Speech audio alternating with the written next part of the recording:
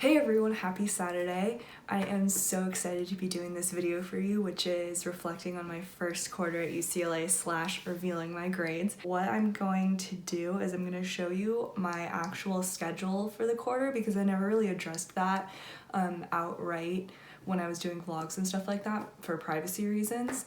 And for safety reasons. So I'm going to show you my classes, who my professors were, which buildings my classes were located in, what times, and that sort of a thing.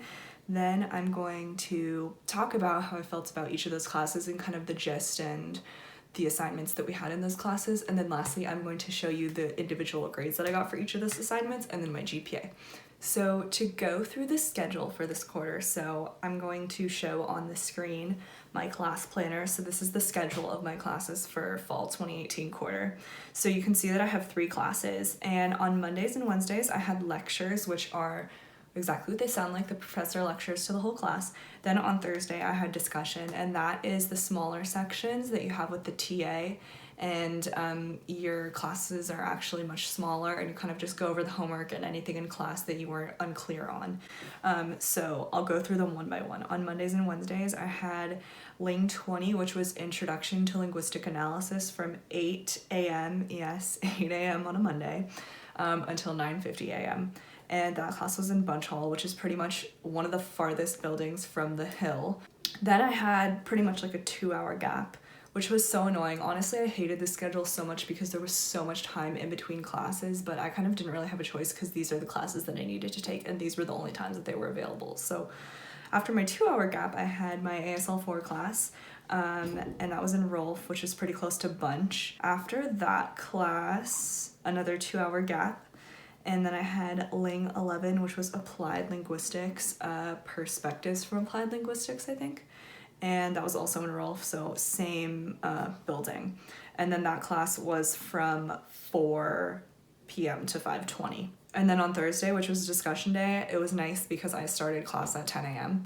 And my first discussion was LING 11. It was 50 minutes, pretty easy, in Franz, which is like the psychology building on campus. It's pretty much in a different location from all my other classes. It's in between North and South Campus, so it was nice to get a change because most majors in the College of Letters and Sciences are on North Campus, and most like math and science majors are in South Campus.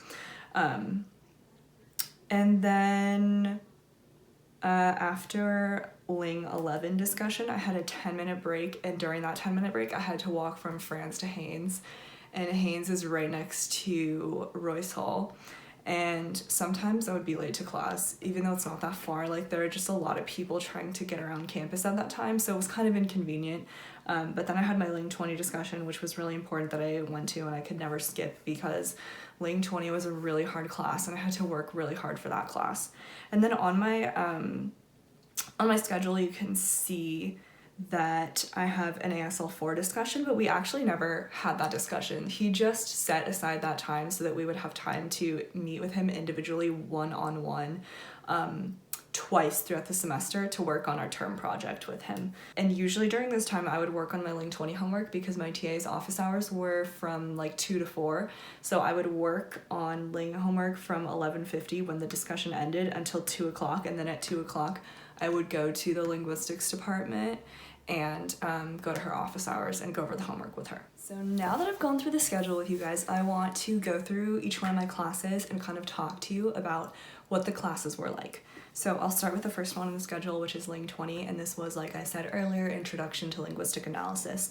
So this is the formal aspect of linguistics. A lot of this class was him showing us the ways to analyze the language, and then us learning it, and then applying it. Every class, at the beginning of class, there was a quiz, and the quiz was for credit, and it was based on the material that we learned in the previous class. So obviously there was no quiz on the first day, but if you showed up to class and you took the quiz, even if you got the wrong answer, you got credit. If you didn't show up to class, you didn't get credit, but you could make it up in office hours within a week of when that quiz was issued in class. Mainly the class consisted of the quizzes. There was a homework assignment every week, and these homework assignments were so Some of them were hard, but they were definitely very demanding. Like, they took up all my time, pretty much all of the time. He assigned them on Wednesday, and they were due the following Monday, and I would work on them Thursday through Sunday. Like, they took up so much time, and I would go to office hours and go over them in office hours. Sometimes I would meet up with a study group. As I mentioned, office hours were a necessity for me anyway. I had to interview someone who was a native speaker of a language other than English, and I chose to interview my roommate Eileen. She's from Taiwan and she speaks Mandarin, so I interviewed her a few times and asked her how you say different things in the language, like what time is it, what's your name, things like that. And then I wrote a paper explaining the grammar of the language. Most of the grades for this class were made up of the daily quizzes that we had, which I told you guys we got credit for taking. You can see on the midterm, which was like kind of the first real grade that we got back that wasn't just like freebie points. So I got a 71 out of 119 on that, and I think that's like a 68%, or 58% maybe, I don't remember. Pretty terrible, and I was very upset about that grade because the test was really hard. I didn't even finish. And then I turned it around by doing pretty well on the term paper. I also always did really well on the homeworks because we had like days to work on those. So I just worked as hard as I could. I didn't do so hot on a last homework because I had a migraine and I couldn't really focus on it. And then the final, I did better than I thought.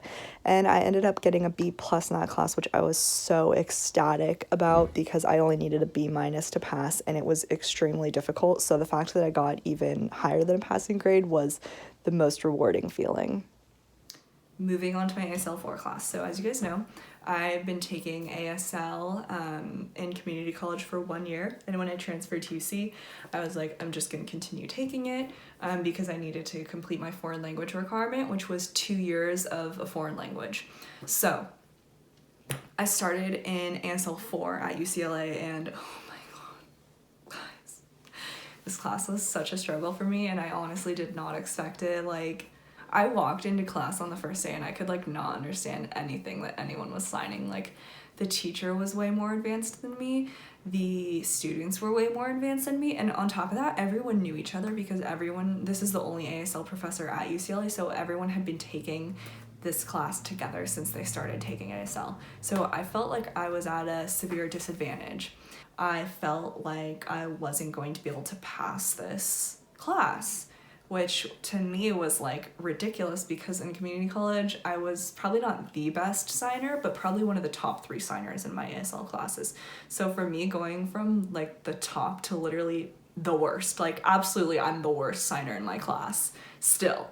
That was like a big shock and a big adjustment for me. And it's not even just the level of rigor. I think that they just learned so much more than I did in community college. They learned more signs, they're faster than I am, and they're just better like in every way.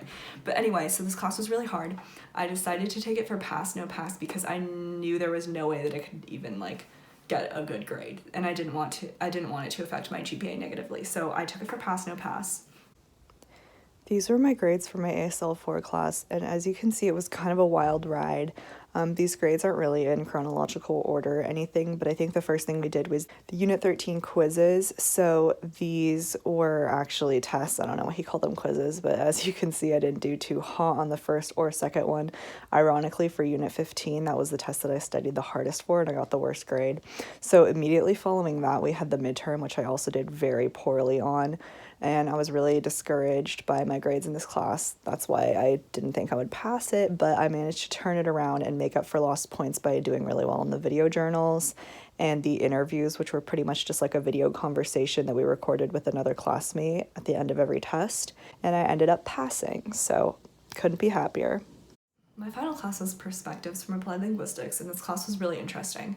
So this was kind of, the point of this class was to kind of give us a general overview of different issues that Applied Linguistics addresses or tries to solve. Some of the things that we looked at in this class were translation, English as a second language, writing systems, different things like that, as well as like some aspects of cognitive science and philosophy. This class was really easy for me. There was quite a bit of reading. I would say you had to read about probably like 75 to 100 pages each week.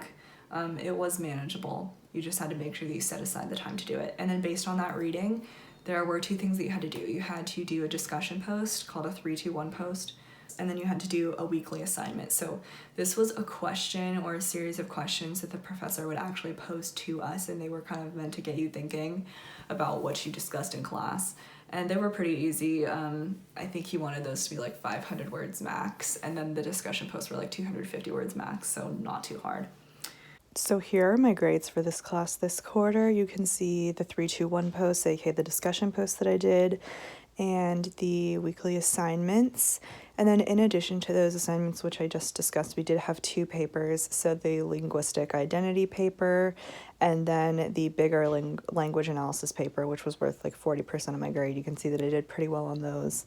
And then, there were participation points, but pretty much if you showed up to class and if you took his course evaluation at the end of the quarter, you got 100% participation. So my final grade in the class was an A, which I'm very pleased with. Now what I'm going to do is I'm going to show you guys my GPA.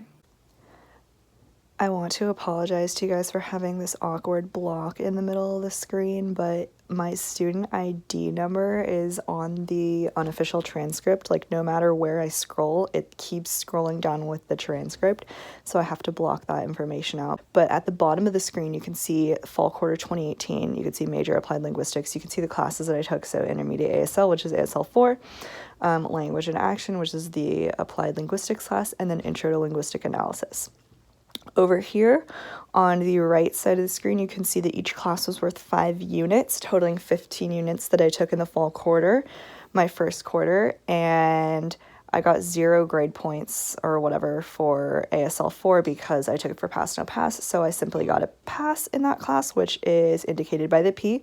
20 grade points in language and action, and that corresponds to a letter grade of an A, and then 16.5 points in intro, which corresponds to a B+, and in total my GPA is 3.65, which I'm extremely pleased about. I actually didn't expect it to be that high. I thought maybe it would be like a 3.5, so this is really encouraging me and empowering me, and I feel way better going into the winter quarter next quarter, and that makes me even happier because I am taking 19 units next quarter, so I'm feeling confident going into that I can handle those classes.